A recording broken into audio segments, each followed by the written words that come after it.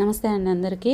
కదిరి పక్కన అమడగూరు దగ్గర మాతృశ్రీ వృద్ధాశ్రమం ఉంది కదా మనది. అది నేను మీకు చాలాసార్లు చెప్పాను దాని గురించి కూడా. అయితే రీసెంట్గా అరుణ గారికి ఒక కాల్ వచ్చింది.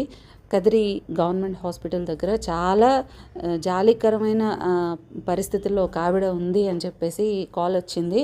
అరుణ గారు నాకు కాల్ చేశారు. బట్ నేను ఆ టైంలో ఊర్లో లేను. సో తను అక్కడ యూత్ అందరూ కూడా కలిసి ఆవిడని మొత్తం అంతా క్లీన్ చేసి, అసలు చాలా దారుణమైన పొజిషన్లో ఉన్నారండి ఆవిడ.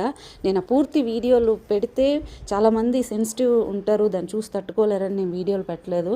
ఆవిడని తీసుకొచ్చి క్లీన్ చేసి మొత్తం అంతా వూండ్ అంతా కూడా క్లీన్ చేసి హోమ్కి తీసుకురావడం జరిగింది. దీనికి మాత్రం అరుణ గారు మిమ్మల్ని ఖచ్చితంగా అప్రిషియేట్ చేయాల్సిందే.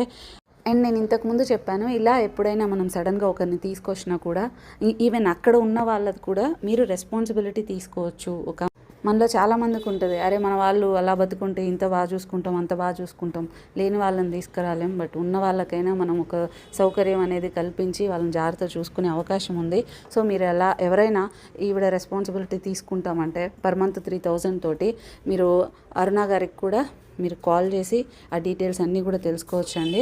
Thank you so much. ఇప్పటిదాకా కూడా చాలామంది చాలా సపోర్టివ్గా ఉన్నారు ఆశ్రమానికి. అండ్ అరుణ గారు మీకండి అసలు ఎంత ఓపిక అండి. అసలు